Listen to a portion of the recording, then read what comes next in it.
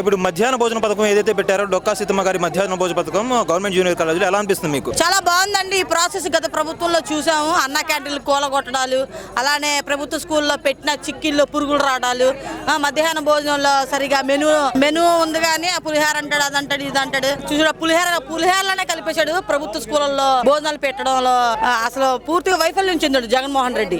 ఇప్పుడు ఈ కూటమి ప్రభుత్వంలో లోకేష్ గారు కానివ్వండి, అలానే మన పవన్ కళ్యాణ్ గారు కూటమి ప్రభుత్వంలో ఏంటంటే డొక్కా మా సీతమ్మ గారు అనే పేరు మన కూటమి ప్రభుత్వం అది గుర్తు చేసింది ఎవరు?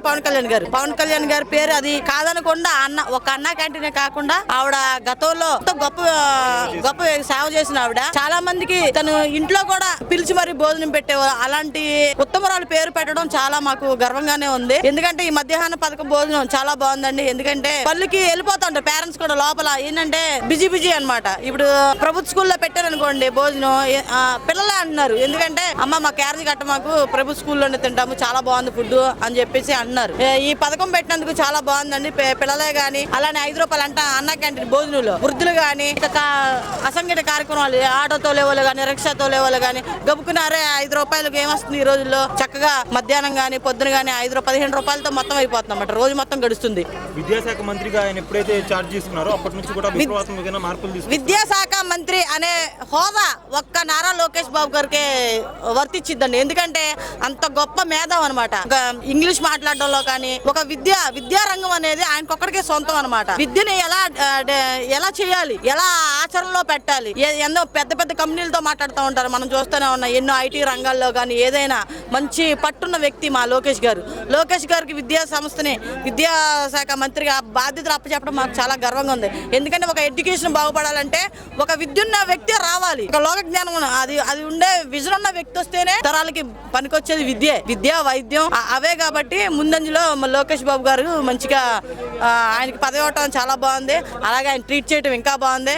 ఇలా స్కూల్కి వచ్చి పేరెంట్స్ పిల్లలతో మమేకమయ్యి ఆయన చక్కగా పేరెంట్స్ మీటింగ్ పెట్టి ఆ విద్య ఎలా చెప్తున్నారు, టీచర్స్ ఎలా ఉన్నారు, పిల్లలు తల్లిదండ్రులతో కలిసి షేరింగ్ చాలా బాగుందండి. ఇలాంటి మేము గత ప్రభుత్వాలు మేము ఎప్పుడు చూడాల. శభాష్ లోకేష్ అని మేము గట్టిగా గంటాపదంతో చెప్తాం. నమస్తే అమ్మా, ఏం పేరు? నా పేరు హరికుమారి. భోజన పథకాన్ని అయితే అమలు చేశారు నారా లోకేష్ గారు.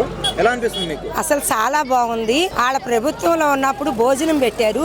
అసలు తినాలంటే అందరు ఇళ్ళకి వెళ్ళిపోయారు. ఎలా పెట్టినారు ఈ భోజనం? ఎవరు తింటారు? వాళ్ళైతే తింటారా ఇలాంటి భోజనం అని అందరు పిల్లలు అందరూ కానీ తల్లులు కానీ అందరూ బాధపడేవాళ్ళు. ఈ రోజు ఎంతో పిల్లల తల్లుల్ని అందరినీ పిలిచి చంద్రబాబు నాయుడు గారు కానీ లోకేష్ గారు వాళ్ళు చేస్తున్నారని అందరూ ప్రతి డివిజన్ లో పిలిచి చేస్తున్నాం. వాళ్ళందరూ ఎంతో ఆనందపడుతున్నారు. మేము ఇప్పుడు ఎంతో సంతోషపడుతున్నామమ్మా. భోజనం చాలా బాగుంది. లోకేష్ బాబు గారు ఎంత బాగా చేస్తున్నారు, చంద్రబాబు నాయుడు గారు చేస్తున్నారు. బోండాబొమ్మ గారు ఆయన వాళ్ళ చెప్పిన మాట చూసే తప్పకుండా ప్రతి డివిజన్ లోకి వెళ్ళి ఆయన చక్కగా తిరుగుతున్నారు. బోండాబొమ్మ గారు అందరూ ఎలా ఉందమ్మా, ఏంటమ్మా, మీకు ఎలా ఇస్తున్నారమ్మా అని ప్రతిదీ చెక్ చేసి అసలు ఎంత బాగా చేస్తున్నారంటే బోండాబొమ్మ గారు వాళ్ళ చెప్పేర్లే మనం చేయట్లేదు అని తప్పించుకోవట్లేదు. ఆయన నిద్రాహారాలు లేకుండా పొద్దున్నే తెల్లారి 9 వెళ్ళిపోతారు. ప్రతి డివిజన్ లోకి వెళ్ళి చక్కగా అందరిని పరిశీలన చేసి అందరూ ఎంతో ఆనందపడుతున్నారమ్మా ఈ పూట భోజనం. ఈ పథకాలకు సంబంధించి గతంలో మనం చూసుకుంటే ప్రతి దానికి జగన్ అన్న స్టిక్కర్ వేసేవాళ్ళు కదా. ఇప్పుడు సంఘ సంస్కర్తలు ఎవరైతే మంచి పనులు చేశారో వాళ్ళ పేర్లు పెట్టారు. దీనికి తీసుకోవచ్చు మనం. డొక్కా సీతమ్మ గారి పేరు పెట్టారు కదా, దాని పట్ల మీరు అభిప్రాయం ఏంటి? డొక్కా సీతమ్మ గారి పేరు పెట్టినా ఆమె చేసిన పనులు మంచి కాబట్టి పెడతారు. నీ పేరు నా పేరు ఎందుకు పెడతారు? ప్రజలకి ఎవరైతే బాగా చేస్తున్నారో వాళ్ళని ఎన్నుకుంటారు. ఎప్పుడైనా మనం ఎన్నుకుంటాము. నువ్వు సిద్ధం అని ప్రతి డివిజన్ లో పెట్టావు. వెళ్ళేటప్పుడు బస్సుల్లో అందరు చూసి నవ్వుకున్నారు. నువ్వు చేసిన పనులు ఏం చేసావు? టిక్కో ఇల్లు చంద్రబాబు నాయుడు గారు అయామంలో కట్టాము. డబ్బులు అందరూ పాతికేసారు. ఆయన కట్టిన నేరానికి ఇచ్చారు చక్కగా ఇల్లు. నువ్వు వచ్చి ఇవ్వలేకపోయావుగా. అన్ని గంజాయి వ్యాసితో నిండిపోయినాయిగా. ప్రతి ఇల్లు చేసి ఇప్పుడు మళ్ళీ డబ్బు ఖర్చు పెట్టి ఆయన చెయ్యాలి. నువ్వేం ముద్రిచ్చావని నువ్వు కట్టావు. ఇల్లు ఇస్తాను ప్రతి వాళ్ళకి 30 ఏళ్ళు కట్టించుకున్నావు. నీ ఇల్లు ఇలా దోస్తే పడిపోతున్నాయి. 10 సంవత్సరాల నాడు కట్టిన ఇల్లు ఉంది. ఈ రోజు చంద్రబాబు నాయుడు గారు కట్టిన ఇల్లు ఎలా స్టాండ్ ఎందుకుందో నువ్వు చూడు. మరి అలాంటి వాళ్ళు ఎన్నుకుంటారు. కానీ నువ్వు రోడ్డు అమ్మడాలతో భయం పుట్టి పట్టాలు కట్టుకుని ప్రజల్లోకి ఎప్పుడైనా తిరిగావా? ఈ రోజు సింగనగర్ లో ఇలాగ వచ్చారంటే లోకేష్ బాబు ఎంతమంది ఏమి జనం లేరే, చక్కగా వచ్చారు. చక్కగా స్కూల్లో ఉన్నారు. ప్రతి ఫుడ్ సంస్కరిస్తున్నారు, చూస్తున్నారు. అన్ని బాగా చేస్తున్నారు. బాగా సంతోషం.